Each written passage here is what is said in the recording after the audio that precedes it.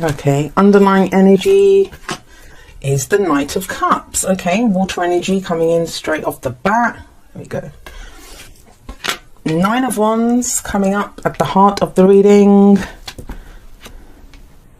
Nine of Pentacles is the past. Who got this?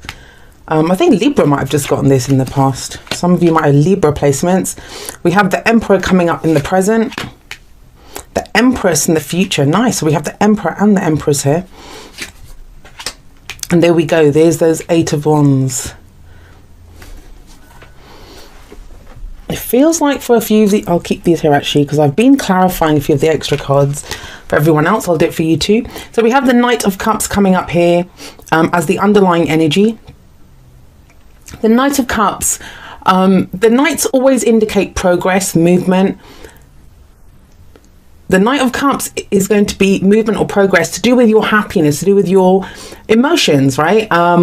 This person is usually handing over the cup of love or friendship. That's what that cup represents. In fact, sometimes the Knight of Cups can indicate a friend who wants to be more than a friend. These are general readings, so I usually try to, explain the energies in as general a sense as possible, because we can use the energies for whatever we want to use them for.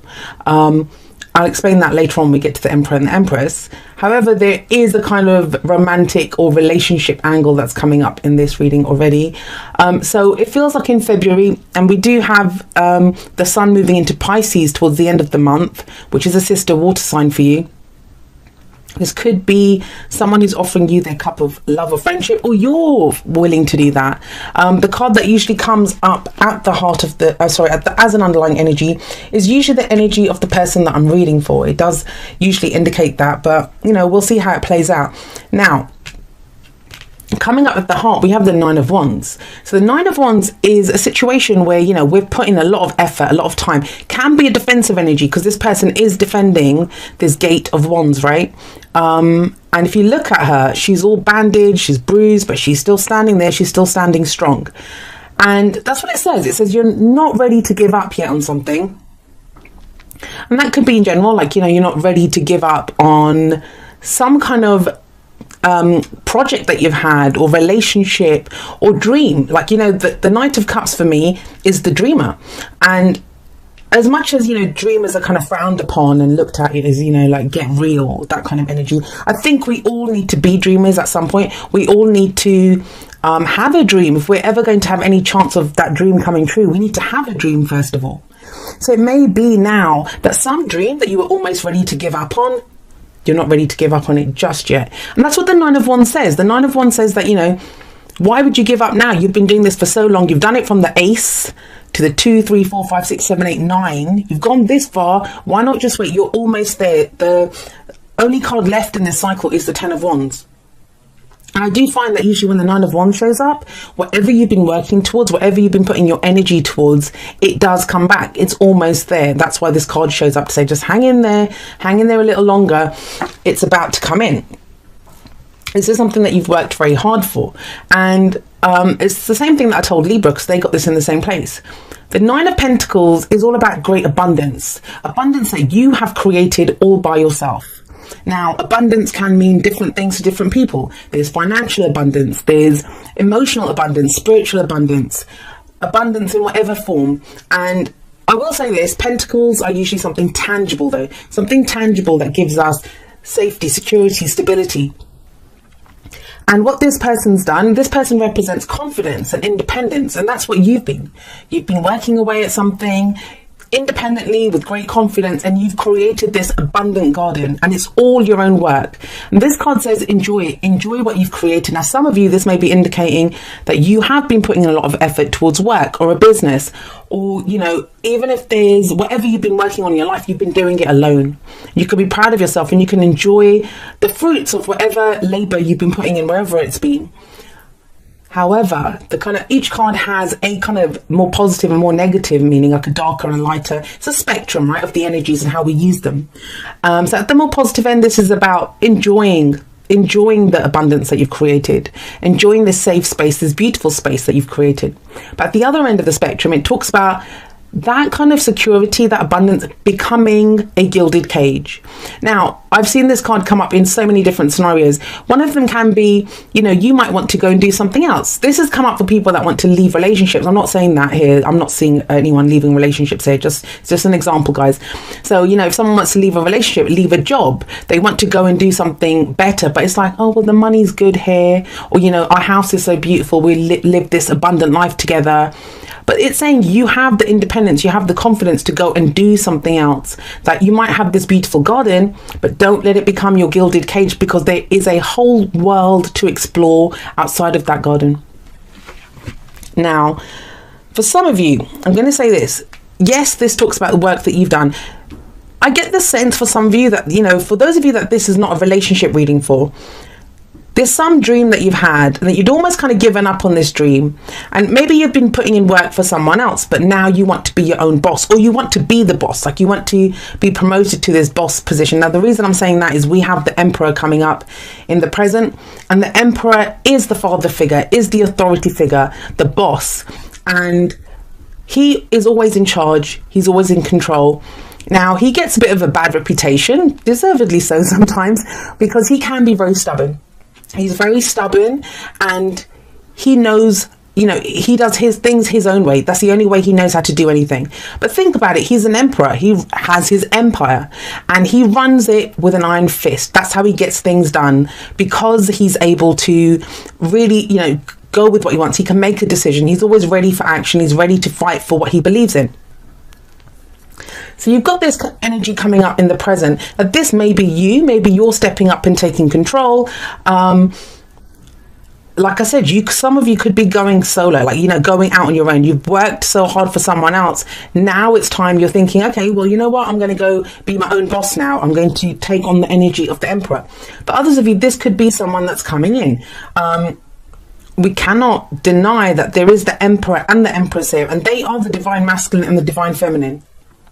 So there is a relationship here, but it feels like somebody steps in and takes control. That's the Emperor, and he comes in first, obviously. Even though in the major arcana, the Empress comes first. She's the one that gives birth to the she manifests whatever is there, and then the Emperor comes in and takes charge, and he brings order to whatever has been created by the Empress. It's interesting to see that, you know, the Emperor is here sat right underneath the Knight of Cups, though. So this is going to play out a few different ways. First of all, this could be someone, like I said, this kind of a romantic dream, or, you know, whatever it is, whatever this person is dreaming of here, because they only have eyes for the cup. They're not even guiding their horse anywhere. Like, you know, they're not even telling the horse which way to go. They just have their eye on the cup on their emotions, how they feel. And it might be that now that whatever was just a dream here, or just a fantasy, it's now become solid. That could be because of you. That could be someone else that's come in. This may be Aries. I mean, the Emperor is the card for Aries. So there could be someone of that sign with those placements coming up in the present for you. But there is a sense of control, a sense of taking charge, whether that's you or someone else. It's a general reading, so that energies can play both ways. What comes out of that in the future? Well, we have the Empress here. We have the Empress here. The Empress is about growth, about abundance. She's the master manifestor. I always say that. She can have whatever she wants. So as much as there was abundance created here, it feels like there's more. You can expand on this even more. The Empress energy, I always say this, she can be used, that energy can be used in whichever way you want. For some people, it's giving birth to new ideas. It's the creation. She is the card of creation. So some people are going to, you know, think about parenthood at this time. We have the father and the mother. So we have this energy here. So, you know, some of you could be thinking about parenthood at this time. Some of you could be thinking about expanding your business, getting more money in, like, you know, more financial abundance. For others of you, you want more love in your life. The Empress can indicate a time when you're very attractive. She can attract whatever she wants to her. So that energy is available there for you to use as you want. And she sat right underneath the Nine of Wands. Now, if you think about it, the Nine of Wands, it is a defensive energy. This person is stood there in front of those wands, defending what is theirs, you know, hanging in there. But that's not an expansive energy. And we have we have two nines here. So this is almost coming to the end of a cycle.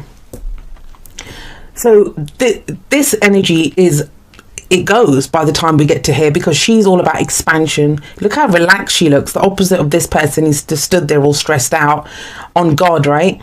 And it's because of what happens here, because of whatever this Emperor energy is, whoever this is. This can be an older person, so there could be relationships with an age difference, especially think about, we have the Emperor here and we have the Knight of Cups here, so there could be an age difference here, and even if it's not a literal age difference, it feels like there's a difference in maturity.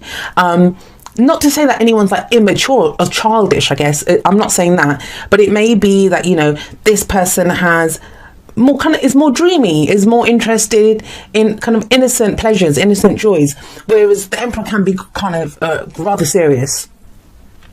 So I'm going to actually pull some clarifiers for these two and see why they're here, but let's look at the advice card or the crowning energy. We have the Eight of Wands coming up here.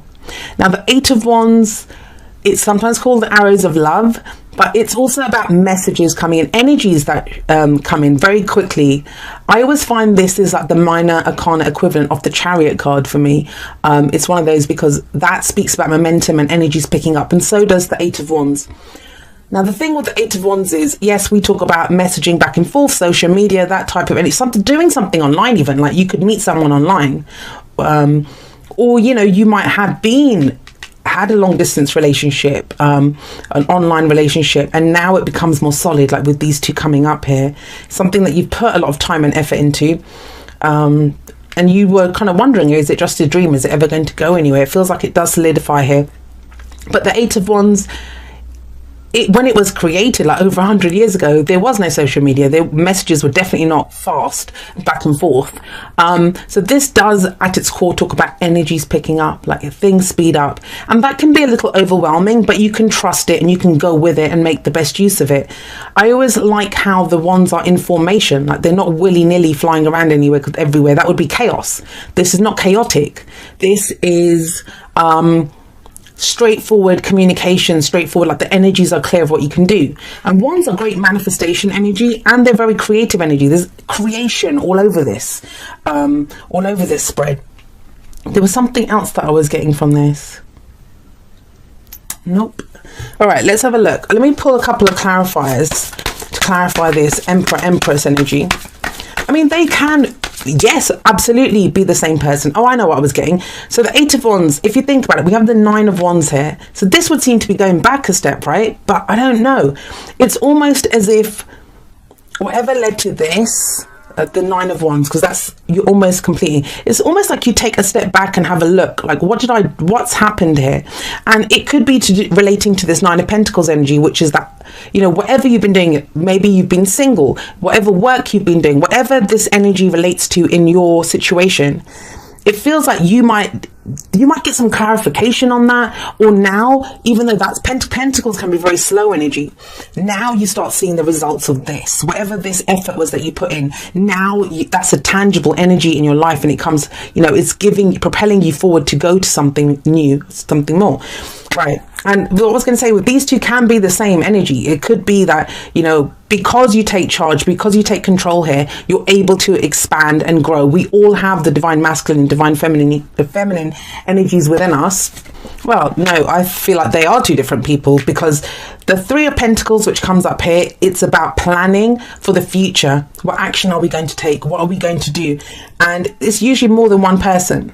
And if you have a look here, which is kind of interesting as well, we see this kind of younger person and this kind of older person here. And so this may not just, I mean, if this is not a romantic situation for you, this could be an advisor, someone who comes in and gives you advice, which allows you to open up and expand your business, your work. But if you look here, this person's doing the work, and this person comes in to advise them on what changes need to be made and review kind of what they're doing. So this is about, what am I trying to say? This is about compromise sometimes, but it's about planning for the future, and not just planning, but what action are we going to take? What are we going to do? Pentacles are always kind of physical energy. Let's pull a couple more. The Hierophant. Okay, commitment. Right, so let's have a look. So I've talked about this. This is about planning for the future together. So this is most likely going to be, for most of you, two different people. one of these, obviously I feel is your energy, but it's going to depend on your situation which one it is that you relate to, you resonate with. Now you have the Four of Cups coming up next, and I think it's a bit of a surprise. This Knight of Cups energy may be a bit of a surprise for some of you. The reason I say that is if we look at this card, this person is kind of looking at the 3 cups that are in front of them, and they look a bit nonplussed, like not too thrilled, not too excited by the options that they have. But there is a 4th cup that's coming in.